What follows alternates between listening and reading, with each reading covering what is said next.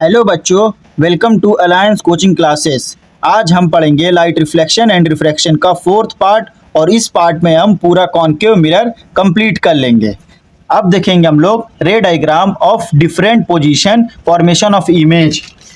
इसमें हो जाएगा हमारा स्टेप 1 में कि place an object A B. अगर हम ए बी को परपेंडिकुलर रखते हैं इस प्रिंसिपल एक्सिस से draw two ray B D's. फिर कह रहा है कि हम दो रे बना रहे हैं, एक बी डी एंड एक B E from the tip, इस टिप से of the object which strike, जो कहाँ जाकर टकरा रही है, बी डी टकरा रही है मिरर पे, बी ई भी टकरा रही है मिरर पे, एट डी एंड ई पे।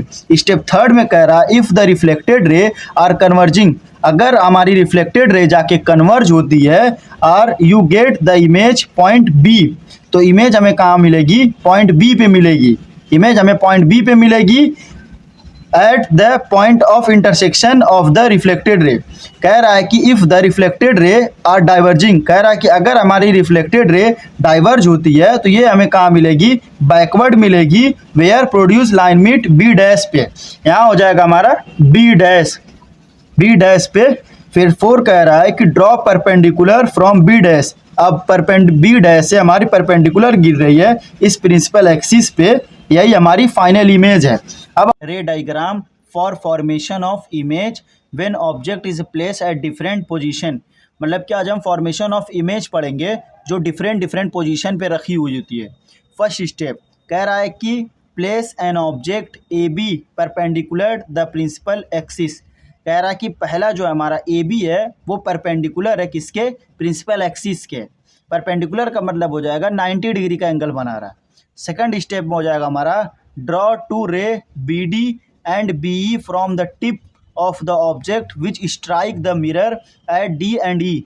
कह रहा है कि सेकंड स्टेप में वो बनाएगी दो रे, एक बी डी एक बी ई, कहाँ से, टिप से, of the object which strike, जो कहाँ जाके स्ट्राइक करती, कहाँ जाके टकराएगी, मिरर पे एट डी एंड ई पे। स्टेप थर्ड में कह रहा है कि if the reflected ray are converging, अगर रिफ्लेक्टेड रे हमारी कन्वर्जिंग है, you get the image of point B, तो इमेज हमारी कहाँ मिलेगी, पॉइंट बी पे मिलेगी, at the point of intersection of the reflected ray. कह रहा है कि पॉइंट ऑफ इंटरसेक्शन जो रिफ्लेक्ट होगी रे, इफ द रिफ्लेक्टेड रे, अगर रिफ्लेक्टेड रे डाइवर्ज होती है, प्रोड्यूस करेगी वो backward the point where this produce line meet B dash, तो वो कहाँ जाके मिलेगी, बी डैश पे मिलेगी, is the image of point B. कह रहा है कि स्टेप 4 में हो जाएगा हमारा drop a perpendicular from B dash, अगर वो परपेंडिकुलर, अगर वो गिरती है कहाँ से, बी डैश से परपेंडिकुलर पे on principal axis, this is the final image, और यही हमारी फाइनल इमेज होगी। अब हम देखेंगे object is place between the pole and focus. जब भी हमारा ऑब्जेक्ट पोल और फोकस के बीच में रखा होता है, लोकेशन ऑफ इमेज हो जाएगी हमारी बिहाइंड द मिरर, जो इमेज हमारा बन रहा है वो यहाँ पे बन रहा है मिरर के पीछे, और नेचर ऑफ इमेज जो होती है हमारी वो हो जाएगी, अगर मिरर के पीछे है तो वो वर्चुअल बनेगी और इरेक्ट बनेगी, और इमेज इज इन लार्ज, जो इमेज हमारी है वो बहुत बड़ी बनेगी या मैग्नीफाइड, और यू यहाँ पे डिनोट करेगा -v, और v हो जाएगा हमारा पॉजिटिव, f हो जाएगा हमारा नेगेटिव, और h हो जाएगा हमारा पॉजिटिव, h डैश हो जाएगा हमारा पॉजिटिव, m हो जाएगा हमारा पॉजिटिव। सेकंड केस हो जाएगा object is place at focus, अगर हम ऑब्जेक्ट को फोकस पे रखे हैं तो क्या होगा, तो लोकेशन ऑफ इमेज जो है हमारी वो इन्फिनिटी हो जाएगी, मतलब टकराने के बाद, मिरर से टकराने के बाद वो कहाँ आपस में जाके मिलेंगी इसका कोई पता नहीं, इसीलिए इन्फिनिटी होगी।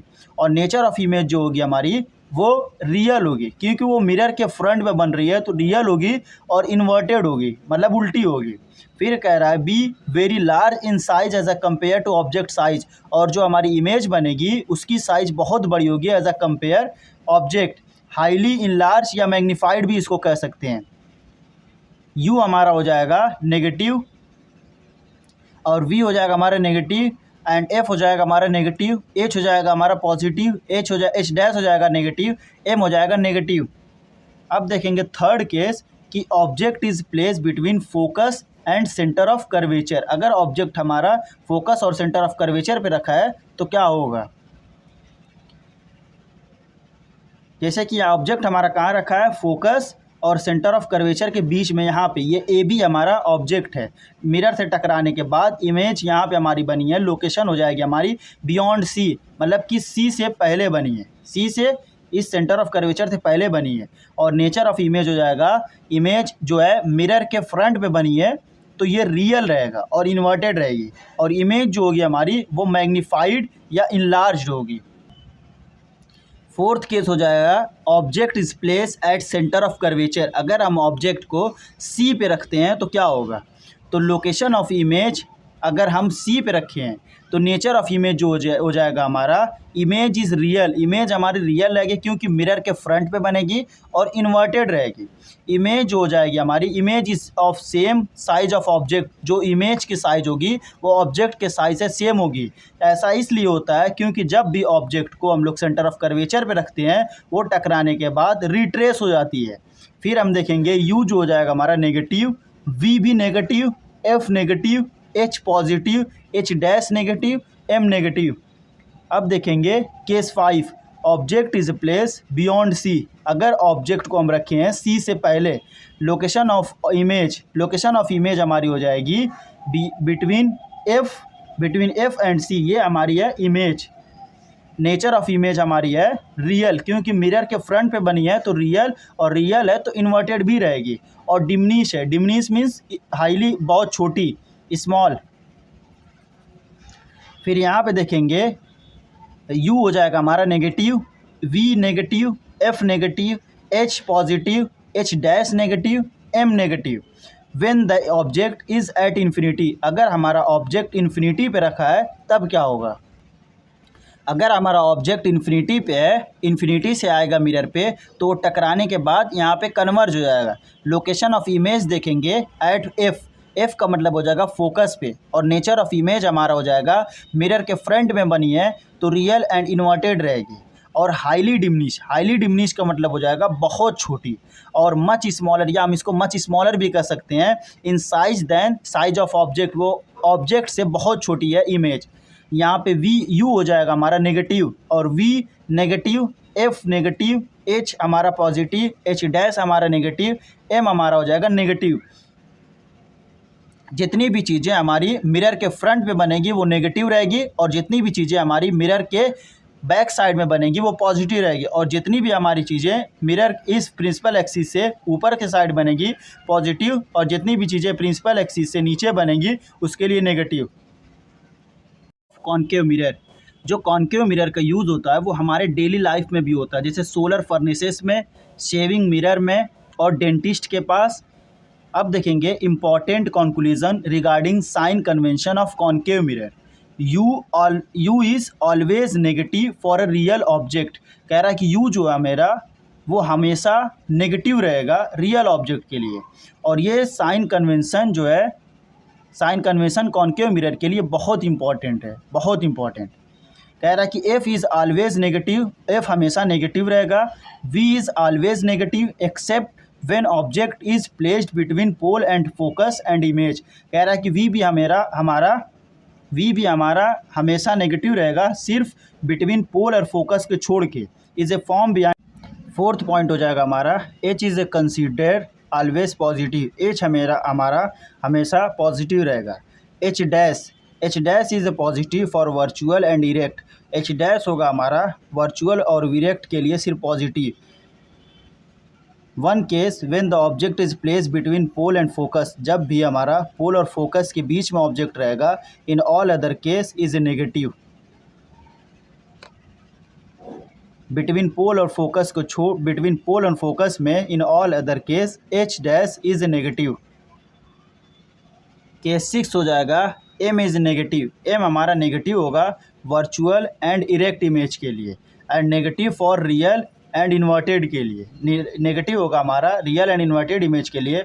Only when object is place between pole and focus, जब भी हमारा ऑब्जेक्ट पोल और फोकस के बीच में रखा जाएगा, द वैल्यू ऑफ एम जो आएगी वो हमारी सिर्फ पॉजिटिव आएगी। For all other case M is always negative.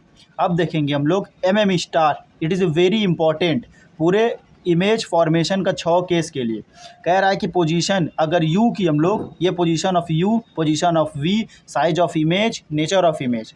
Position of object अगर हम लोग इन्फिनिटी पे रखे हैं तो जो पोजीशन ऑफ इमेज आएगी वो हमारी फोकस पे आएगी।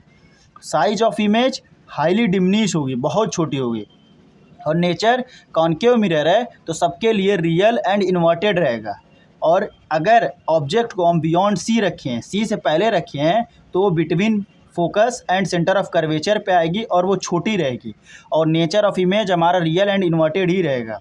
अब देखेंगे एट सी पे अगर रखते हैं सेंटर ऑफ कर्वेचर पे, तो जो उसकी पोजीशन ऑफ इमेज होती है वो रिट्रेस होके एट सी पे ही बनाता है। और size of image same size, और नेचर हमारा रियल एंड इन्वर्टेड ही रहेगा। फिर देखेंगे जब between centre of curvature and focus पे रखते हैं तो बियॉन्ड सी से पहले बनता है और इनलार्ज बनता है, और नेचर रियल एंड इन्वर्टेड ही रहेगा। अगर एट एफ पे रखते हैं तो हमारा इन्फिनिटी पे जाता है और ये हाईली इनलार्ज होता है, और नेचर ऑफ इमेज हमारा रियल एंड इन्वर्टेड ही रहेगा। और ये अगर object between pole and focus पे है तो बिहाइंड द मिरर ऑब्जेक्ट बनेगा, इमेज बनेगी, और ये कैसी हो जाएगी हमारी इनलार्ज, और ये nature of image virtual and direct हो जाएगी। अब देखेंगे हम लोग मिरर फार्मूला, ये होता है हमारा रट्टा 1/f is equal to 1/u plus 1/v। 1/f हमारा डिनोट करता है फोकल लेंथ को, 1/u हमारा डिनोट करता है ऑब्जेक्ट को, और 1/v हमारा डिनोट करता है इमेज डिस्टेंस को। और यहाँ हमारा मैग्नीफिकेशन हो जाएगा S'/h is equal to -v/u। Next video में हम लोग कॉन्वेक्स मिरर को, नेक्स्ट पार्ट में हम पूरा कॉन्वेक्स मिरर पढ़ेंगे। साइंस से रिलेटेड वीडियो के लिए चैनल को शेयर और सब्सक्राइब करना ना भूलें।